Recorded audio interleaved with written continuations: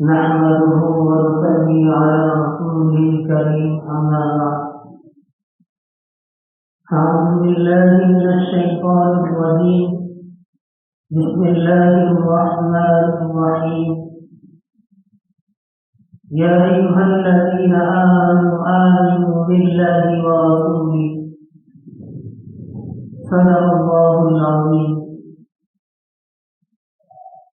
اللهم صل على سيدنا محمد وعلى آل سيدنا محمد وبارك وسلم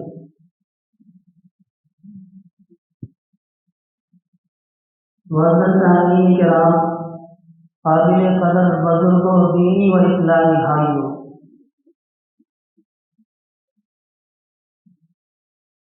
ایک مومن کے لیے سب سے قیمتی متاع، سب سے قیمتی چیز، سب سے بڑی نعمت اور سب سے بڑی دولت اس کا ایمان ہے۔ حتیٰ کہ اس کے مال، اس کی جان، اس کی عزت و آبرو سے بھی زیادہ قیمتی ہے۔ اور کیوں نہ ہو، یہی تو وہ نعمت ہے جو اگر کسی کے پاس رسی بھر بھی ہو تو جناب آقا انعام محمد رسول اللہ صلی اللہ علیہ وسلم کی شفاعت سے بہرمند ہوگا۔ آپ صلی اللہ علیہ وسلم کی شفاعت نصیب ہوگی اور آپ کی شفاعت کی وجہ سے جنت میں جانے کا مستحق بنے۔ اور اگر یہ اس نعمت سے محروم ہے تو آپ صلی اللہ علیہ وسلم کی شفاعت نصیب نہیں ہوگی اور ہمیشہ ہمیشہ کے لیے جہنم کی ہولناکیوں میں بھٹکنا اس کا مقدر بن جائے گا۔ لیکن افسوس اور افسوس یہ ہے کہ جس قدر قیمتی چیز ہے اسی قدر آج کا مسلمان اس کی حفاظت سے واقف ہے۔ آج عامت الناس کی اکثریت ایک ایسے جوہلا پر مبنی ہے جس کی ساری فکر دال روٹی کے گرد گھومتی ہے، ہمیشہ کھانے کی فکر رہتی ہے، ہمیشہ کمانے کی فکر رہتی ہے۔ کبھی کبھی اپنی اس جہالت کی بنا پر ایسے ایسے جملے بھی بول جاتے ہیں کہ ایمان کی دولت سے محروم ہو جاتے ہیں۔ اور دوسری اکثریت بھی ایسے لوگوں کی جو بڑے پڑھے لکھے لوگ ہیں، ذی استعداد قسم کے لوگ ہیں، وہ بھی اس کے اندر شامل ہیں۔ وہ نہیں سمجھتے کہ ایمان کیا ہے، اس کے تقاضے کیا ہے، اور پھر وہ اپنے ایمان کو خراب کرتے ہی دوسروں کو بھی ایمان خراب کرنے کا ذریعہ بنتے ہیں۔ ایسے ہی پرفتن دور کے بارے میں نبی علیہ السلام نے ارشاد فرمایا، ایک وقت آئے گا کہ شام کو ایک شخص مومن ہوگا اور صبح کو اٹھے گا تو کافر ہو چکا ہوگا، اور صبح اٹھے گا تو ایمان والا ہوگا اور شام کو کافر ہو چکا ہوگا۔ اللہ تعالی ہم سب کی حفاظت فرمائے۔ ایسے پرفتن دور میں، ایسے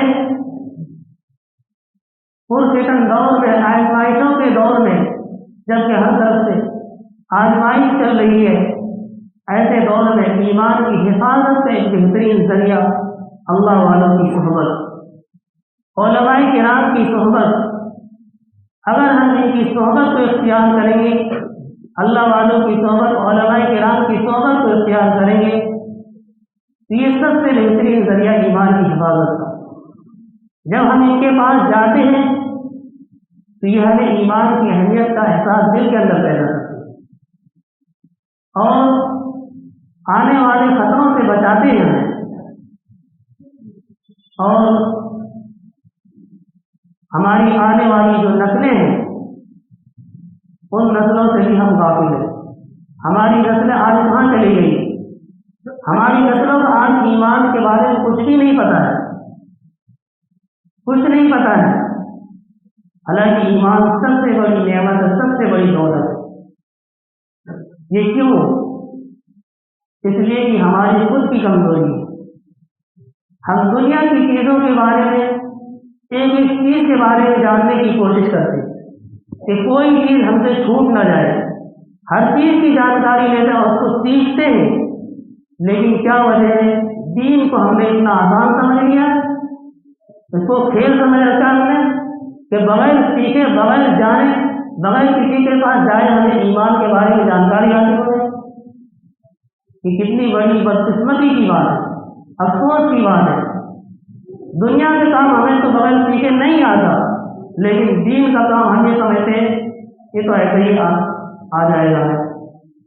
حالانکہ اگر غور و فکر کیا جائے، دیکھا جائے، آج جتنے مسجد کے اندر بیٹھے ہیں، اگر دیکھا جائے اس میں مشکل سے 5 سے 10% نمازیوں کی نماز صحیح ہوگی، باقیوں کی نماز صحیح ہوگی۔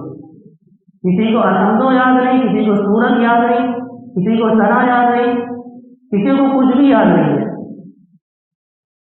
یہ اتنی بڑی ہماری غفلت ہے، ہم اس کو اہمیت ہی نہیں دے رہے، حالانکہ سب سے بڑی نعمت ہے یہ دولت کی دولت۔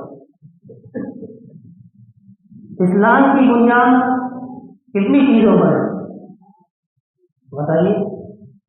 کتنی چیزوں پر ہے بتائیں کوئی؟ کتنی؟ 7 چیزوں پر۔ اسلام کی بنیاد 5 چیزوں پر ہے۔ کتنی چیزوں پر ہے؟ 5 چیزوں پر۔ پہلی چیز ہے ایمان۔ ایمان کس کو کہتے ہیں؟ کلمہ طیبہ اور کلمہ شہادت کے مطلب کو دل سے ماننا اور زبان سے اقرار کرنا۔ کلمہ طیبہ اور کلمہ شہادت کے مطلب کو دل سے ماننا اور زبان سے اس کا اقرار کرنا، اس کو کہتے ہیں ایمان۔ اب ذرا غور کیجیے، کس کس کو کلمہ طیبہ یاد ہے اور کلمہ شہادت یاد ہے؟ ہمارے بہت سارے ایسے بھائی ہوں گے جس کو پتہ ہی نہیں کلمہ طیبہ اور کلمہ شہادت ہے کیا، اس کا معنی مطلب تو دور کی بات ہے، اس کو پتہ ہی نہیں کلمہ طیبہ اور کلمہ شہادت کیا ہے۔ حالانکہ یہ بنیادی چیز ہے، اسی کے اوپر سارے اعمال کا دار و مدار ہے۔ اگر یہ پہلی چیز نہیں ہے، ایمان نہیں ہے، تو چاہے کتنے ہی اعمال کر لو کوئی فائدہ نہیں۔ تو پہلی چیز ہے کلمہ طیبہ اور کلمہ شہادت کے مطلب کو دل سے ماننا اور زبان سے اس کا اقرار کرنا۔ میں اس کی تفصیل میں ابھی آؤں گا۔ دوسری چیز ہے نماز پڑھنا۔ تیسری چیز ہے اگر اللہ نے مال دیا ہے تو اس کا زکوٰۃ دینا، غریبوں کا حق ادا کرنا۔ اور چوتھی چیز ہے رمضان شریف کے روزے رکھنا۔ اور 5ویں چیز ہے اللہ نے مال دیا ہے، اسباب دیا ہے تو بیت اللہ کا حج کرنا۔ یہ 5 چیزیں اسلام کی بنیاد ہے۔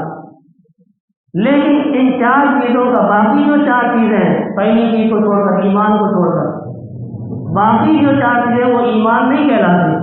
ہم اس کو ایمان نہیں کہتے، نماز کو ہم ایمان نہیں کہتے، زکوٰۃ کو ایمان نہیں کہتے، روزے کو ایمان نہیں کہتے، بیت اللہ حج کرنے کو ایمان نہیں کہتے، اس کو ایمان نہیں کہتے، اس کا نام ایمان نہیں ہے۔